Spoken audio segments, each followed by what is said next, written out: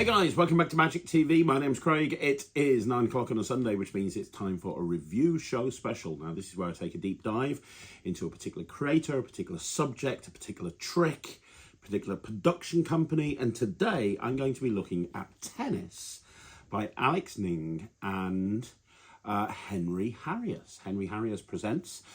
Here's the thing with Henry Harrius. Everybody knows I'm a huge fan of Henry Harrius products. I have never had a bad Henry Harrius trick. In fact, you know, a lot of the stuff that he's produced over the years is material that's actually gone into my show, or it's gone into Ryland's show. I think he produces really quality stuff, and it always comes from a worker's point of view. And Alex is an incredible performer. I very much like a lot of the stuff that Alex has put out as well over the years. Super Lemon is one of my favorite tricks, and I've seen so many performers perform that trick over the years.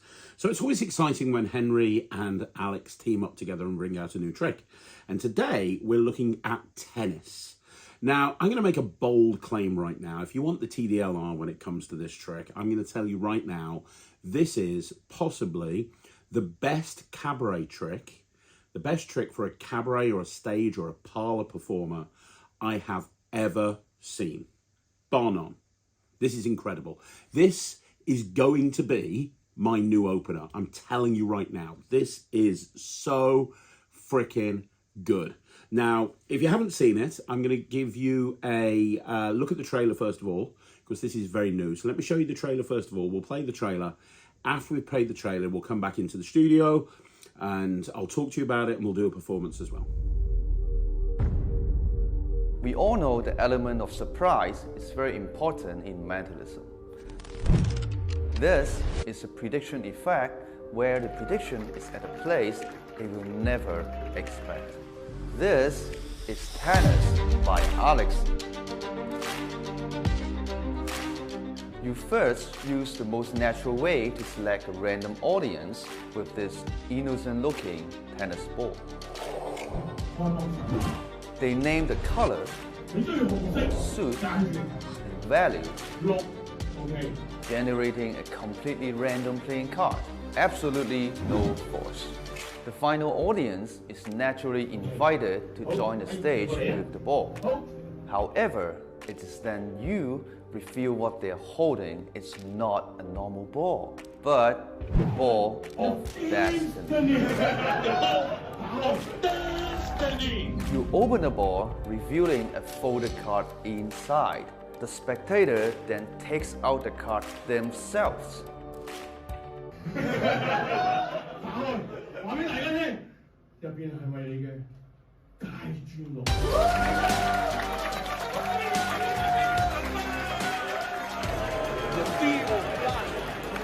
This is a strong and direct mentalism piece. The beauty of it lies in the fact that the prediction is in their hands the entire time, making the prediction more impossible and also completely unexpected.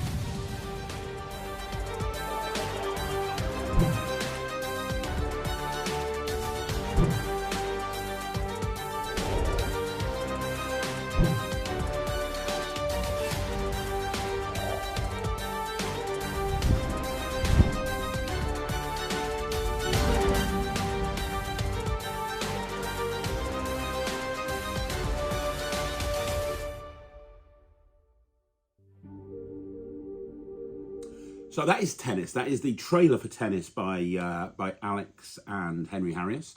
I did see this at the Blackpool Magic Convention. So when I was at the Blackpool Magic Convention, I went past Henry and Alex, and they showed me this, and I was like, oh, that's really good. But I don't think I appreciated how good this is. Because it's absolutely brilliant, and it's actually got a lot of different uses as well beyond the basics that you can do with it. Now, I'm going to go really deep into this and talk to you about everything that you need to know. But first of all, I'm going to show you a performance of kind of the main routine. And what I mean by the main routine is this is the routine that Alex does. This is the routine that's performed on the tutorial. This is kind of the main routine. Now, I plan on doing this in a cabaret style setting. I'll explain why in a bit. You don't have to, but I'll explain why in a minute. But first of all, I'm just going to do a studio performance to Michael behind the camera. You can see the kind of the basic thing that you could do with this. And then after that, I'll talk to you about everything that you need to know. Right, Michael, I've got a tennis ball. This is going to influence you to do what I want you to do, believe it or not. Sure. Do you feel influenced? Not really. Believe it or not, the tennis ball of destiny will influence you to do what I want you to do. First of all, we're going to name a card. We're going to start with the colour of the card. What colour would you like the card to be? Black. Black, are you sure? Yeah. Now we'll go for the suit. What suit would you like it to be? Let's go for clubs. Now, in terms of value, would you like it to be a high card or a low card? Let's go to low.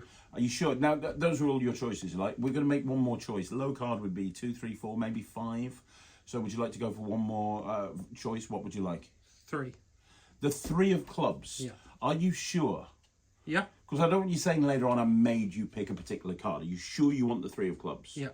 And that was a free choice. And I showed you the tennis ball of mystery, and I said to you this was going to influence you. Did you feel influenced by the tennis ball of mystery?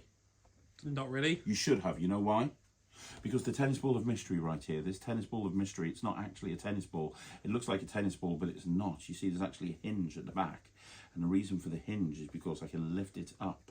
When I do lift it up, yeah, you see there's actually a card inside there. It's like a little Pac-Man holding a card, but not just any card. You're not going to believe this. One card, and one card in particular, which would be the 3 of clubs. So there you go. That's a performance of the main routine. Now let's break this down and answer every question that I think you guys might have. So first of all, the main routine, you just saw what it is. You take out a tennis ball, you throw it out into the audience, you have somebody name a colour, you name somebody have a value, you have somebody name a suit, the last person comes back on stage, brings the ball with them, and you are able to show that it's not actually a tennis ball. You're actually able to show that it is in fact a special ball that hinges open. Inside is a card, and it's the card that they've freely named. Now, I don't think I'm giving too much away by telling you guys that this is an index. This is an index. Now, I think that we have to talk about the index because it's a part of the effect. The main part of the effect, from my point of view, is the rather genius tennis ball that they've designed. But I think we need to talk about everything, okay? So first of all, the index is a full 52 card index. Now, I know that Cosmo Solano has posted on Facebook saying it's similar to an index he uses. I haven't seen that. I'm not going to get into any controversy or anything like that. I'm not going to talk about that. All I'm going to tell you is I've used lots of indexes over the past 20 or 30 years. This is similar to a lot of indexes I've ever used, but it also does exactly what you need it to do. Now, Alex uses this index from his pockets. So he has one, you get 2 indexes with it, and he has one in his left pocket, one in his right pocket. And what he does is he throws the ball out into the audience. He's standing up in sort of a parlor stand-up type situation, throws the ball out into the audience. He then goes into his pocket for a pendulum, and he goes back and forth with the pendulum, kind of almost to hypnotize the audience. He then puts the pendulum away as the person's coming up on stage. That's the excuse to steal the folded card, and then it gets loaded into the tennis ball. We'll talk about the load in a second. Now, that's all well and good. And look, if you're a close-up performer and you want to do this close-up, you absolutely could. You would need 2 pockets for the indexes, one for the left pocket, one for the right pocket, unless you want to equivoke them down to black or red, for example, because the 2 indexes, one is red, one is black. So if you're doing close-up and you didn't want to have 2 pockets dedicated to one trick, you could say, for example, first of all, I want to imagine a deck of cards. First person, can you remove either the reds or the blacks? Which ones have you removed? The reds, fantastic. Hand them over to the person next to you. Now, from those reds, you're going to, you could do it that way if you wanted to. That way you could reduce it to 1 index. Obviously, Alex uses 2 indexes, but if you were performing in close-up and you wanted to do this, if you had a tennis ball in your pocket, which you can use as a final load for a chop cup, we'll get to that later on, and you had that 1 index in your pocket, you're good to go. Now, while I was doing that performance, because I was sitting at a table, I had the index in my lap. I was doing a lapping situation. Honestly, if you're in a situation where you're sitting behind a table and you are able to have something set up on your lap or on a savant, that would be a great way to use this. Let me tell you how I plan on doing it. For me, this is a cabaret trick. And for me, I plan on getting one of those tubes that tennis balls come in. Okay, I plan on getting one of those tubes that tennis balls come in, and I plan on putting the index in my case. I work from a case. And this isn't on the tutorial, but I'm just going to tell you how I plan on doing this. So I'm going to have in the case my index, or my indexes, and I'm also going to have the tube, with the ball in it, with this ball in it. I'm gonna take the tube, tip the ball out, throw it out. So the entire way I'm doing this, I'm just holding the tube. And then when the final person names whatever card they're going to name, I invite them on stage. I just put the tube away in the case, and that's my reason to get the card. Okay, so that's how I'm planning on doing it, because, you know, for me, why have it in your pocket when you can have it in the case? I've got a case on stage anyway. I needed a reason to go into my case. That's why I'm planning on using the tennis tube. And it would make absolute total sense that I would have a tennis ball in a tube that's designed to hold tennis balls. So for me, that's the way I'm planning on doing this. However, now in terms of the way that you actually get the ball into, or the way you get the card into the ball, we've talked about the index. It's a great index, very quick, lightning fast. Let's talk about the actual ball. So, first of all, I was a little bit worried when I saw this. I'm going to be chucking a ball around in an audience. Will this be something that, like, what happens if they don't catch the ball? What happens if it drops on the floor? This is very robust. This is going to last a very, very long time. I don't think that's an issue at all. I don't have a concern about that. Also, it looks like a real ball. Unless you know what you're looking for, you're not going to be able to open it up. So because of that, I don't think anyone's going to be trying to open it up and realize, you know, that it is what it is. I don't think that's going to happen at all. It's totally a non-issue, and it's very, very, very well made. So in terms of the load, when you bring the person up on stage and you get the ball off them, because of what's printed on the tennis ball, you can see where you need to load it straight away. And the load is super lightning fast. You literally just take the ball in the same hand with the palm folded up card, and it just goes in as you transfer it to the other hand. I've only just started doing it, and I've already got it to a point where I feel like I can do it in front of an audience, and it's only going to get smoother. Now, that's not the only way to load the card into the prop. The other way to load the card into the prop is they actually give you a gimmick that's like a quarter of a card. It looks like a folded up card, but it's actually magnetic. And what happens is you can actually have that set up inside the tennis ball, so it's sticking out of there. And so with this way, there's no load. Instead, you take the ball back and you open it up and you show this gimmick in there. And you've got the card in palm. And what you do is you come over and you just push this thing down with your thumb. And when you do, because the magnets, it locks inside the tennis ball. And then you just take it out and you show it and you open it up, and boom, you've got the folded up card inside the tennis ball. So that's a really smart way of doing it as well. If you're worried about doing the load, you can do it. And that makes it more like a kind of a switch box, like a mystery box or something like that. But that folded up card just shoots down in there and then locks in place, and it's very easy to pop up as well. And if you think about it, that's, you know, if you're worried about loading a card in and you're worried about that sort of thing, this is a great way of actually being able to do that without actually having to load the card in. You decide which way that you want to go yourself. Everything is broken down on the tutorial really well. It's a half-an-hour tutorial. Alex breaks down everything, including the choreography, including the switches, including everything. He goes through the different ways of actually doing this. Yeah, it's for me, it's the perfect opener. You walk out on stage, throw out a ball, have a card very quickly named, bring the person up on stage. Inside there is a card. It's the card that they've named, and you've got this person on stage to do something else. I love this. I love this. I love this. Now, the final section is additional thoughts. You get a little bag of magnets in here as well that allow you to create your own gimmick. You know, I talked about how there's a folded up card gimmick in there so that you can actually have it looking like it's in there already, so you can switch it. Alex and Henry are going to teach you how to use these extra magnets to make that to make another gimmick, but instead of out of a card, you can make it out of anything that you want to. So, for example, it could be a billet. It could be a bill. It could be a bill or a note. So I could make one out of a £10 note. I could have it in there, and as I go, you pull it out. So you could have it with a folded up borrowed bill in there if you wanted to. So they're going to teach you how to use those magnets to make a gimmick that will literally allow you to be able to do anything. And then they've got a bunch of different routines with this as well. So they're going to teach you how to use this tennis ball as a final load in a cups and balls routine. With then obviously you open the tennis ball and inside is the card that they picked at the very beginning. Likewise, you could use that same thing with the chop cup. They're going to teach you how to, they reference a lot of other material from books and marketing products that you can combine with this. And they don't teach you those routines, but they tell you exactly where to get it from, which is good. Now, they didn't spend too much time on this at all, but obviously you could do this with a signed card if you wanted to. And you'd want the Mercury fold, obviously, you'd have to Mercury fold the card, and you'd want the Mercury fold to be tight. So I would suggest scoring that card. I think the best way to do it would be to score the card.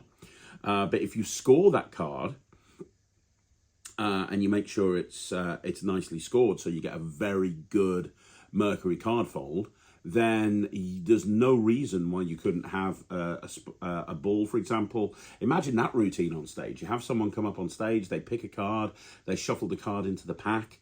You then bring out a cup, you do a chop cup routine with them on stage. It finishes off with the production of a tennis ball. And when they open up the tennis ball, inside is their folded up card. I mean, that's a competition worthy act right there.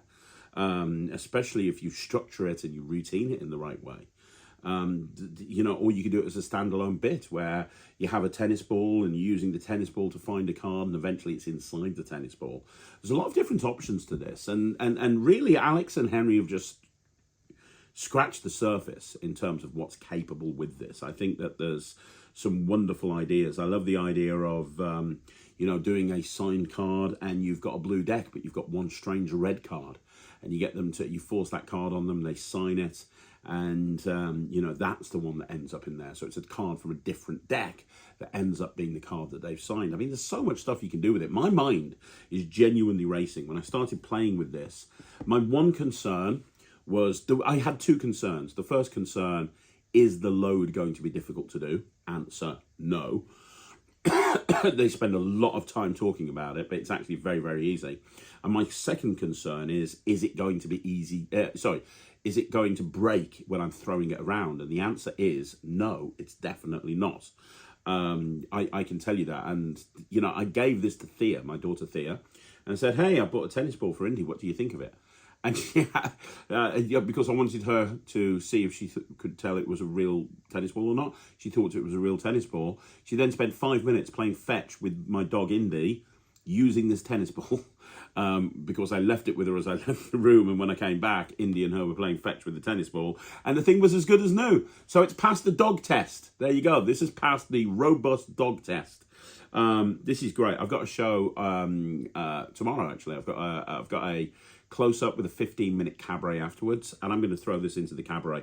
I also think this would be a great trick to do, if, again, going back to a close-up performance, if you're performing at a banquet table, table of 10, for example, and you want to really get the whole table engaged, as long as, I don't think I'd carry both indexes around in a close-up situation. I'm not going to give two pockets to this, not at all. However, I don't have a problem with equivoking down to one color.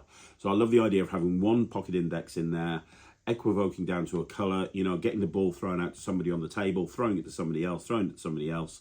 They throw the ball back to me and boom, the card's in there. I think that for a banquet situation would be brilliant. So yeah, I'm going to give it 150%. This is, for me, right now, so far, as of June, I'm currently on June the, I've no idea what day, June the 10th, is it 10th? Yes, it's a Tuesday I'm filming this. June the 10th. As of June the 10th, 2025, this is my trick of the year. I think this is absolutely brilliant. This is far beyond just an index. This tennis ball is amazing, and I'm ordering 2 more of these immediately because when I love something this much, I don't want it to go out of stock. I want to be able to do this forever. So 150%, one of the most exciting tricks of the year, in my opinion. And this would work with a kids show as well, by the way. Don't forget, I forgot to mention this, and they don't mention this at all, but for kids or family performers, you can have the gimmick made from absolutely anything. So, I mean, you could, if you wanted to, create an index of superheroes very, very easily, or princesses, or anything like that.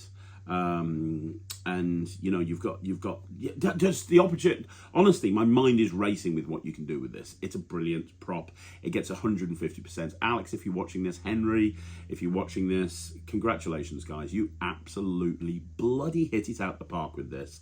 It is absolutely amazing. There you go, guys. That's another video in the bag. That's another one right there on Magic TV. Thank you once again for joining me. Now, don't forget, you want to see more videos like this, like the video, subscribe to the channel, leave a comment down below. I'm going to be back again tomorrow with another video. If you didn't check out the Q&A earlier on today, please do so. And also, don't forget, if you haven't already joined the Netrix, it's my online streaming platform. We upload 5 new tricks all of the time, every couple of weeks. So if you want to join the Netrix, please do so. Outside of that, I'll see you again soon. My name's Craig, and this is Magic TV.